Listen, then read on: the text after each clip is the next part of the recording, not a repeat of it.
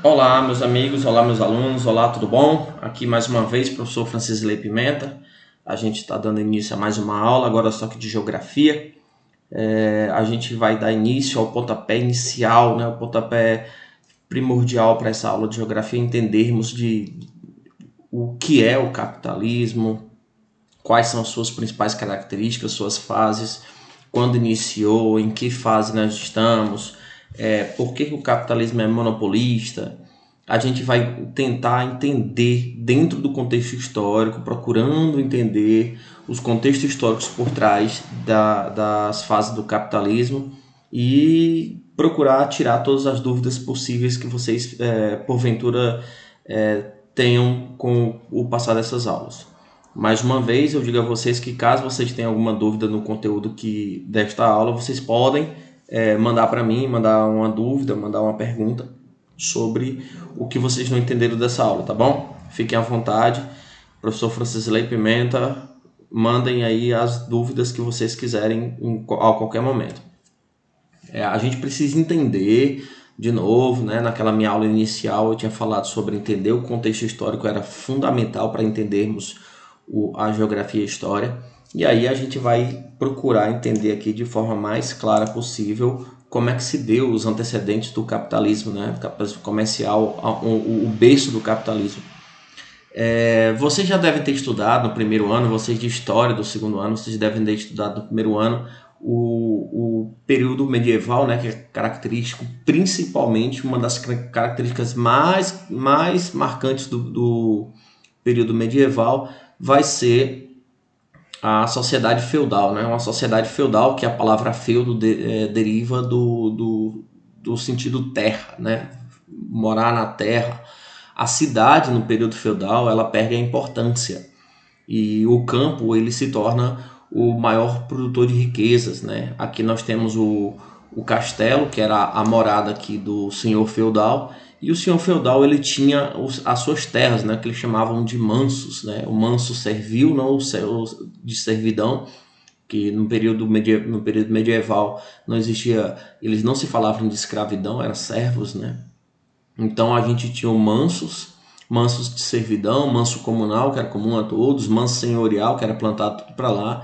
E, pessoal, a gente entende que aqui o comércio ele era bastante pequeno, né? Não existia praticamente comércio, eles faziam trocas comerciais entre eles, entre os feudos e tal.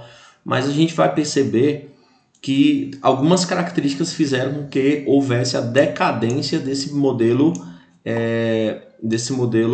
feudal. A gente viu na aula de história, não sei se vocês já viram a aula de história nesse momento, mas se vocês observarem, a gente vai ter a decadência da igreja, né? A igreja lá vai perder poder no final da Idade Média e alguns problemas, porque a igreja ela tem um controle social muito grande, então o surgimento do renascimento, né, a importância da cidade, o renascimento, ele ressignifica a cidade, ele traz a cultura da idade clássica, né, grego-romanas, onde eles cultuavam a cidade ela ganha importância.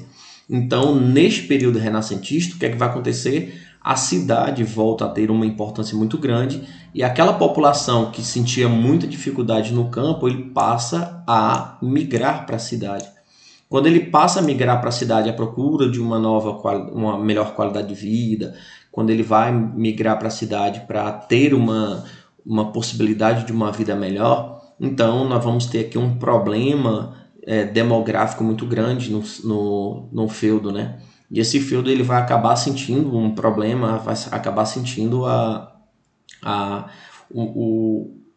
questão populacional, demográfica mesmo. E sem falar que o comércio começa a se desenvolver na cidade, porque o comércio começa a ser significado na cidade, e aí os servos, né, os mansos servil, ou seja, o feudalismo começa a entrar em colapso, principalmente porque no final do período medieval, vocês poderiam ter visto lá, vocês viram lá no período de história de vocês, que no final do período medieval nós vamos ter um crescimento demográfico muito grande no campo, né? E esse período demográfico no campo vai fazer com que a população passe fome, passe problemas sociais, e eles acabam migrando para a cidade à procura da melhor qualidade de vida. Bom, então o que a gente pode entender é que após 10 séculos, né, de Idade Média, que vai do século V até o século XV, como a gente viveu aí, nós temos um sistema feudal. Um sistema baseado na terra, sem moeda de troca, sem acúmulo de riqueza. Não existia acúmulo de riqueza, as pessoas produziam somente o que poderiam se alimentar daquilo. A única pessoa que poderia ter um acúmulo de riqueza, de certo modo, era a figura do feudo, não? O seu senhor feudal. Aí existe aquela de suzerano e vassalo, a gente vai ver isso aí mais na frente. E quando nós temos a quebra desse período feudal, né, o período feudal vai entrar em queda, o início do período moderno, né, a sociedade moderna, o falecimento ou o fortalecimento do absolutismo. A gente, se você não, você der uma olhada na aula de história, a gente vai falar um pouco mais sobre isso. Eu não vou me aprofundar aqui, até para a gente não pegar muito tempo. A burguesia, ela começa a se aproximar mais do castelo. A burguesia começa a procurar mais morar perto do rei. Existia uma parede aqui, né, ao redor da casa do senhor feudal, que ele chamava isso de feudo, né, de burgo, né? Os burgos, eles moravam dentro do burgo. Então aquela galera que tinha dinheiro começa a procurar morar perto do rei para ter proteção militar, né, por conta do seu dinheiro. E aí eles acabam se denominando burguesia, porque eles moravam perto daquele, ou dentro dos burgos, perto do castelo. E aí essa galera que tinha dinheiro se aproxima do rei e é estabelecida aquela aliança. De novo, observe na aula de história que a gente vai falar sobre as grandes navegações, que a gente vai explicar um pouco mais sobre esta aliança entre rei e burguesia. Bom, o que acontece é que o sistema feudal ele entra em decadência, efetivamente ele vai entrar em decadência o sistema feudal, e quando ele entra em decadência, a burguesia ela precisa se municiar de mais dinheiro, e para isso ela vai fazer essa aliança com o rei e vão financiar as grandes navegações. E essas grandes navegações, ela vai dar o pontapé inicial para o modelo capitalista, né? Porque vai ser a primeira fase capitalista de acúmulo de riqueza. Observe bem que aqui nós temos o mercantilismo, que vai ser a primeira fase do capitalismo, certo? A primeira fase do capitalismo, a gente pode perceber, pode entender que aqui nós temos um acúmulo de riqueza característico do modelo capitalista. No período, quando há uma quebra da Idade Média para a Idade Moderna, né? Quando a gente tem aqui a Idade Moderna, então o que é que vai acontecer? O feudalismo ele deixa de existir aqui e nós vamos iniciar um processo de capitalismo, ou seja, o novo modelo capitalista com a Idade Moderna, com o surgimento do Renascimento, e assim vai, a gente vai estudar Renascimento depois. Quais são as principais características do mercantilismo? Lá na aula de história a gente vai falar um pouco mais sobre isso. A gente vai ter uma aula só sobre o mercantilismo, eu não vou me aprofundar muito, tá?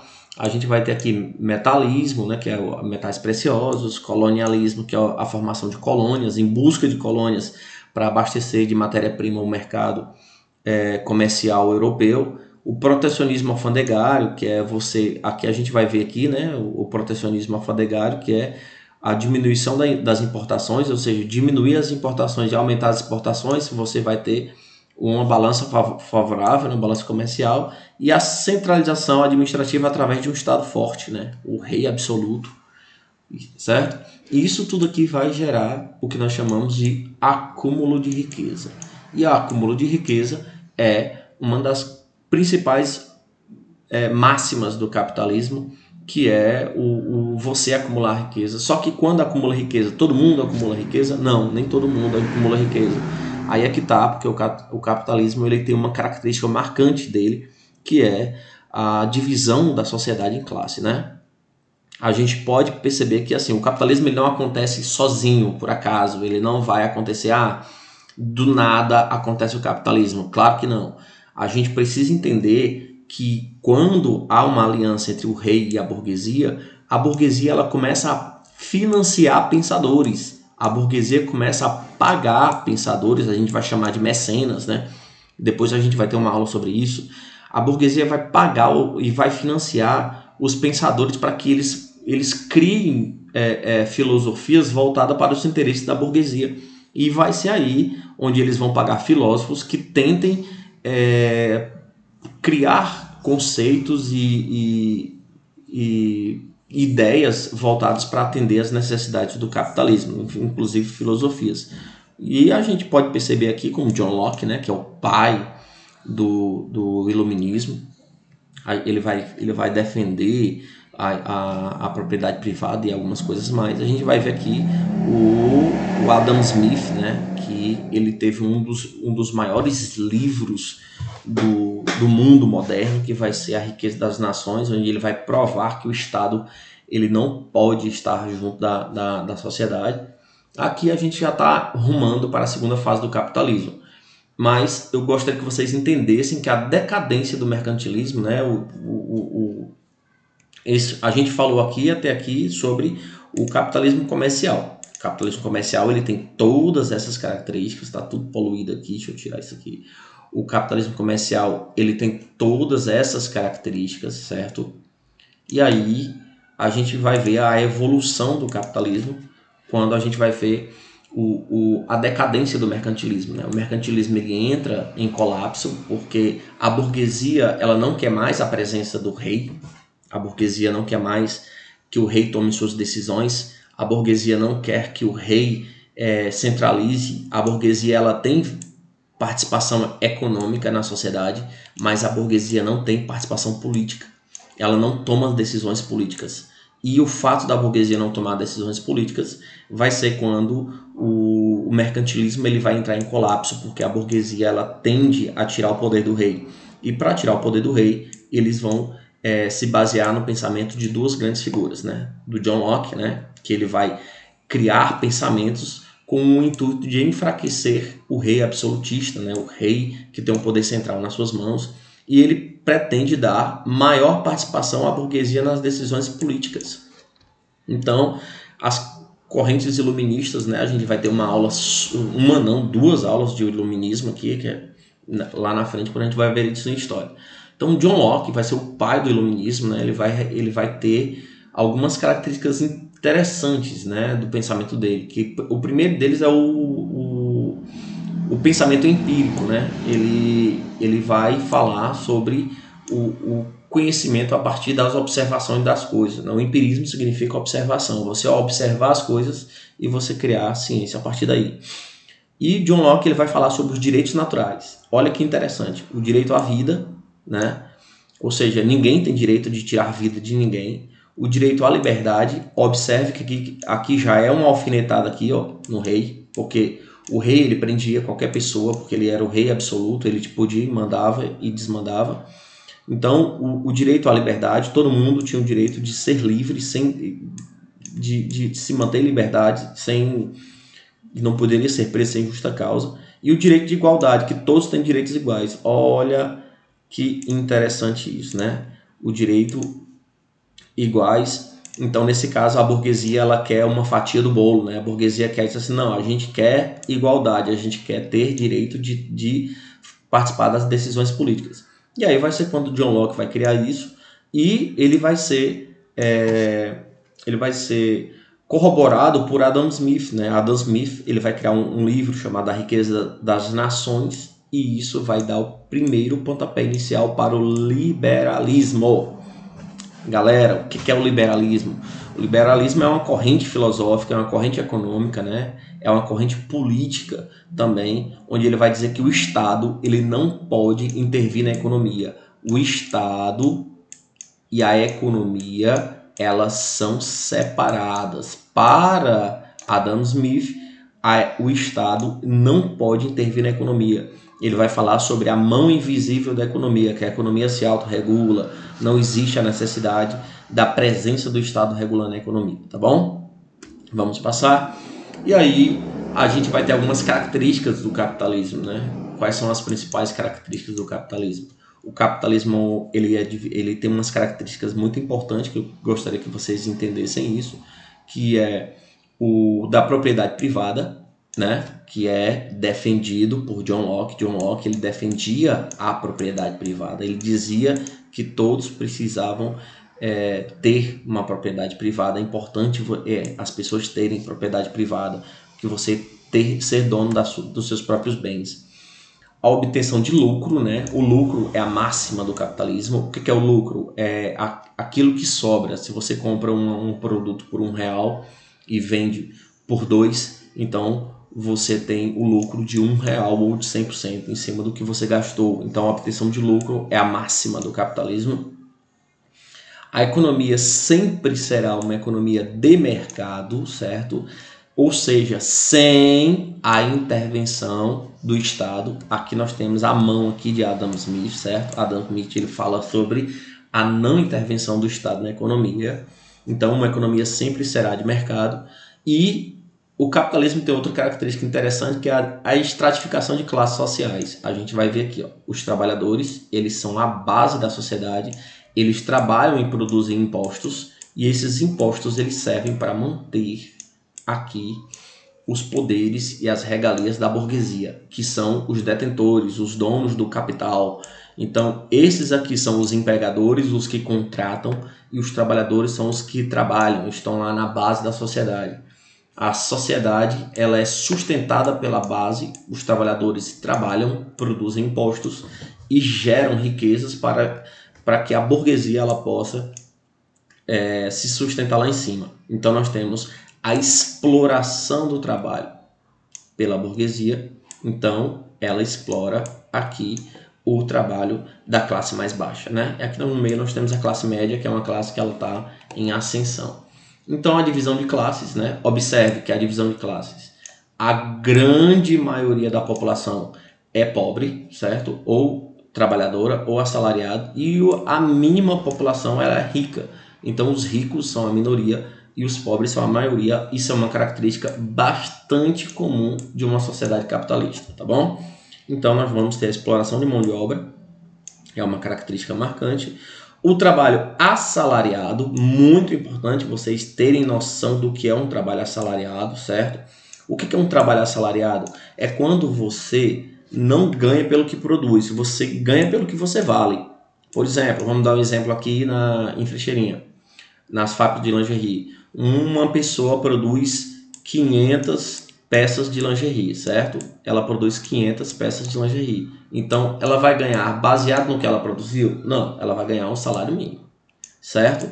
Então, o que é que está sendo vendido aí? O que está sendo vendido é sua força de trabalho, certo? É a pessoa em si, é o que ela produz. O que ela ganha não está vinculado ao que ela produz. O que ela ganha está vinculado ao que ela está valendo, ao produto. Ela se torna um produto, a própria pessoa se torna um produto. Isso é um sistema mais-valia, né, que eles chamavam, que é o sistema assalariado, onde você recebe um dinheiro proporcional ao que você pode oferecer a uma empresa. Por exemplo, as pessoas que sabem mais, as pessoas que dominam mais técnicas, que sabem mexer em mais máquinas, elas acabam ficando mais caras e o salário delas começam a subir. E quanto menos você sabe, você tem um salário menor. Isso é o sistema assalariado, ou também chamado de sistema de mais-valia, característico do capitalismo, tá bom? E aí, nós vamos ter aí um crescimento desigual da sociedade. Isso é outra característica marcante do capitalismo. Observem aqui que nós chamamos de abismo social. No Rio de Janeiro é muito comum isso. Nós temos mansões do lado de favelas. Aqui as mansões elas dizem respeito àquela galera que está lá no topo da classe social, e aqui os trabalhadores eles moram em cortiços e favelas e eles têm que sair todo dia para produzir impostos para garantir a sua empregabilidade e gerar lucro para a galera que está lá em cima, tá certo? Então, galera, isto é o capitalismo. E aí, na próxima aula, a gente vai falar um pouco mais sobre as fases do capitalismo, até porque para essa aula não ficar muito grande, muito extensa e acaba ficando cansativa, tá bom? Um grande abraço e até a próxima.